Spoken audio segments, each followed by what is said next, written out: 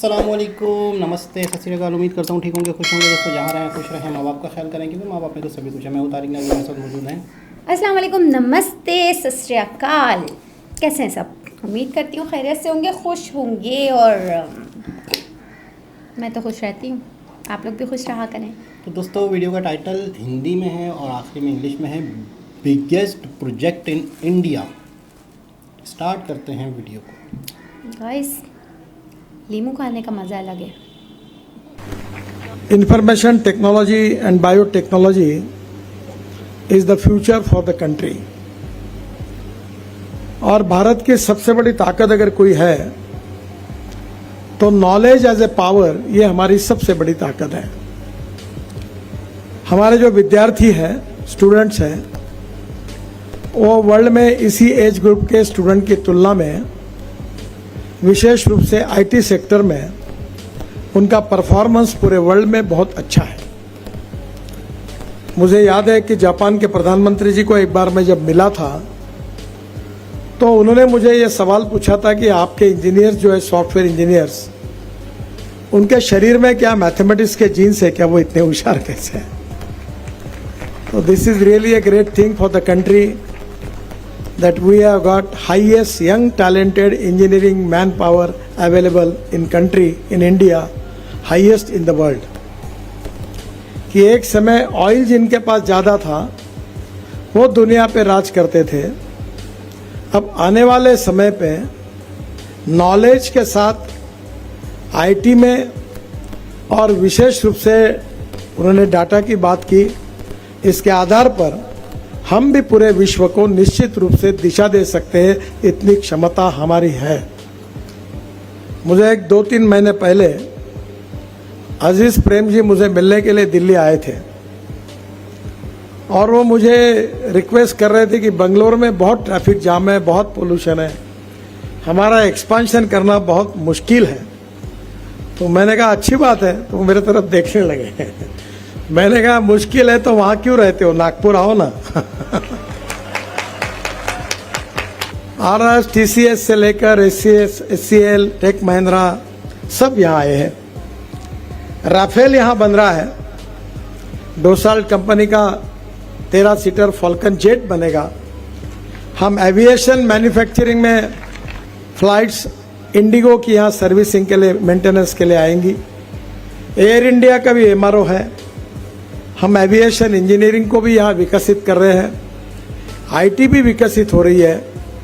और यहाँ जो टाटा का टाल और हमारे यहाँ एयरबस और बोइंग कंपनी के जो पार्ट्स बनाते हैं टाल में, वो कहते हैं कि यहाँ के जो युवा है वो बहुत अच्छा काम करते हैं, टेक्निकली बहुत स्ट्रांग है।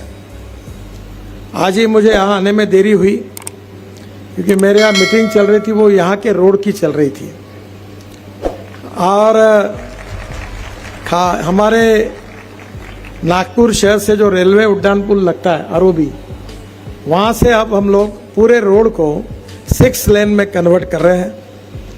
मेट्रो भी थी, मेट्रो का भी काम शुरू हो रहा है। आजकल उनको अपॉइंटमेंट डेट वर्क ऑर्डर मिल जाएगा और यहाँ मेट्रो के स्टेशन भी आएंगे। यहाँ अंडरपास डालने के भी आदेश दे दिया। और गोंगांव के तरफ जाने के लिए डोंगरगांव में भी अंडरपास है। 6 लेन रोड, नीचे में रोड, ऊपर में फ्लाईओवर और उसके ऊपर में मेट्रो। तो ये जो क्रिकेट ग्राउंड है जामठा का, वहाँ से मेट्रो हाईवे पे आएगी। और यहाँ दोनों बाजू में 5-5 मीटर के सर्विस रोड भी बनाए। जहाँ तक आगे आप जैसे गूगल के साथ आपने कोऑपरेशन के लिए हाथ आगे बढ़ा है, तो आगे भविष्य में बहुत से फॉरेन कंपनीज भी आगे आ सकती है।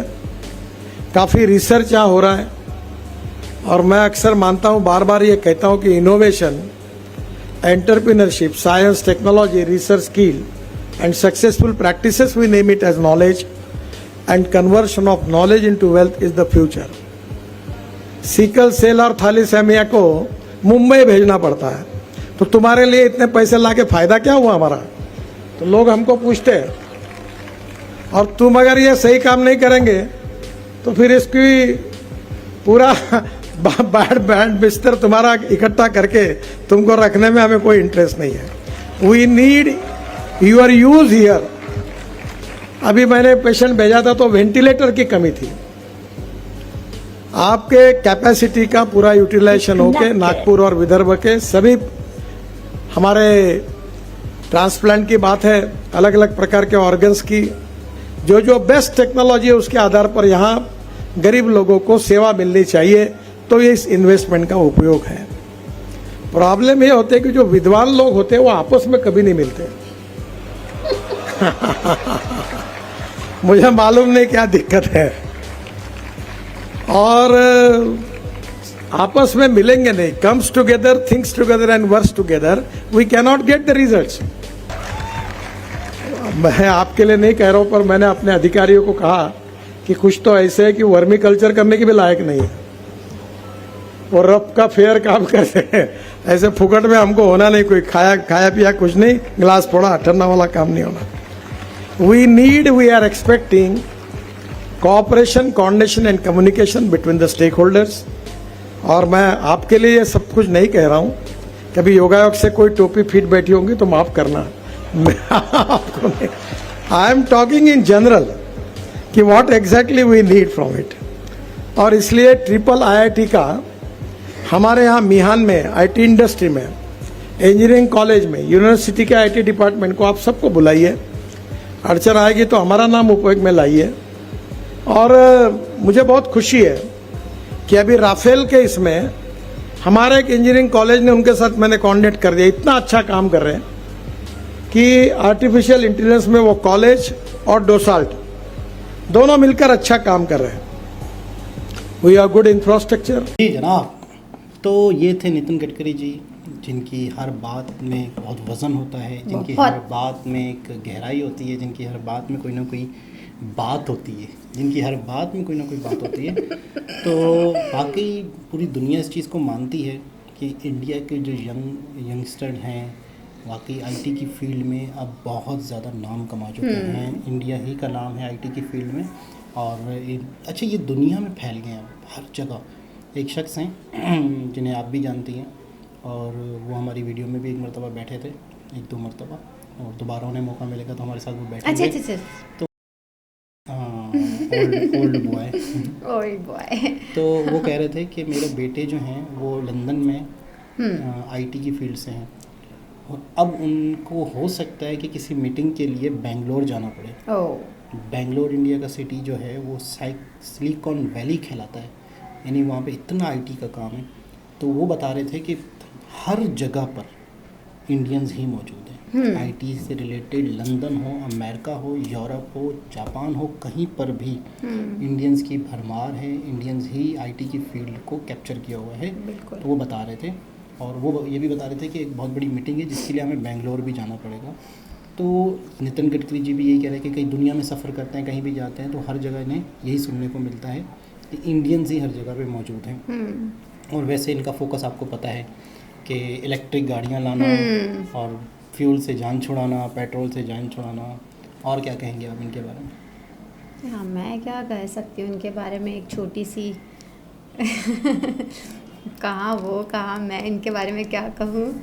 इनके बारे में जोक जितना भी कह लो कम है, क्योंकि सोच को सलाम है यार। वो जो रोड वाला वो बताया कि पहले रोड है, उसके ऊपर फ्लावर्स, उसके ऊपर उनकी मेट्रो चलेगी। नहीं क्या यार, कहाँ से इतना दिमाग लाते हैं। जैसे मिसाल के तौर पे ये लोग जो हैं किसी भी चीज़ से ज़्यादा से ज़्यादा बेनिफिट हासिल करना जानते हैं और करते हैं। बिल्कुल। मिसाल के तौर पर अभी एक रूट बन रहा है तो उस एक रूट पे 3 तरह की गाड़ियाँ, बताओ, ठीक है ना। तो जो पानी इंडिया से आके पाकिस्तान से होता है समंदर में बह रहा है, तो क्या ये पानी उसे ज़ाया होने देंगे? ये तो उस पानी से डैम बनाएंगे, बिजली बनाएंगे। आपको पता है पानी कुदरत की तरफ से दरिया आ रहे होते हैं तो किसी ऐसी जगह पे डैम बना दिया जाता है जहाँ पे पानी आ रहा होता है, पहाड़ होते हैं तो डैम बना दिया जाता है, पानी को रोका जाता है। पानी रुक गया, दरिया नहीं बह रहा, पानी यूं जमा हो गया, अंदर टरबाइन बनाए जाते हैं। अच्छा। यानी कि टायर वायर कुछ इस तरह से बनाए जाते होंगे, पानी छोड़ा जाता है तो वो घूमते हैं, उनके घूमने से बिजली पैदा होती है। वो बिजली पूरा शहर को बिजली देता है। ठीक है ना। आपको कुदरत ने दरिया दिए हैं, उससे आप अपने इलाके के, अपने शहर के लिए बिजली पैदा कर सकते हो, अपने मुल्क के लिए। हमारे यहाँ पे दरिया होके समंदर में जा रहे हैं, थोड़ा बहुत खेती बाड़ी हो रही होगी, तो क्या नहीं, इंडिया उन पानी को ज़ाया खेती-बाड़ी करे? में तो गंदा पानी छोड़ा हुआ है इन लोगों ने यार, खेती-बाड़ी जो- बहुत ज़्यादा गंदगी। खेती बाड़ी जो कराची में हो रही है तो उसमें तो वाकई गंदा तो पानी छोड़ रहे साफ पानी तो वहाँ नहीं डालते ये लोग, सब गंदा पानी डाला है उन लोग ने खेती बाड़ी में। अगर तो- वही कहते हैं ना, जो चीज़ नहीं देखी है उसको तो हम लोग खा लेते हैं, मतलब हमने देखा ही नहीं है तो उसको हम लोग खा लेते हैं, और जब देख लो ना तो फिर किसी चीज़ का दिल नहीं चाहता, क्योंकि इतनी गंदगी लोगों ने करके रखी तो हुई कहने है। का मतलब ये है कि अगर जो लोग किसी भी चीज़ को ज़ाया नहीं होने देते, नई से नई चीज़ें बनाते हैं, कचरे को भी सोना बनाते हैं, तो वो पानी को कहाँ ज़ाया होने देंगे। तो कहाँ नितिन ज़ाया गडकरी जी ख़ास तौर पे वो शख्सियत हैं जो कि किसी भी तरीके से किसी चीज़ से फ़ायदा उठाया जाए हाँ। और लोगों का फ़ायदा हो, तो बहुत ही ज़बरदस्त लगता है, बहुत अच्छा लगता है इनकी बातें सुन के। दोबारा किसी और वीडियो के साथ आपसे मुलाकात होती है, जब तक के लिए अल्लाह हाफ़िज़।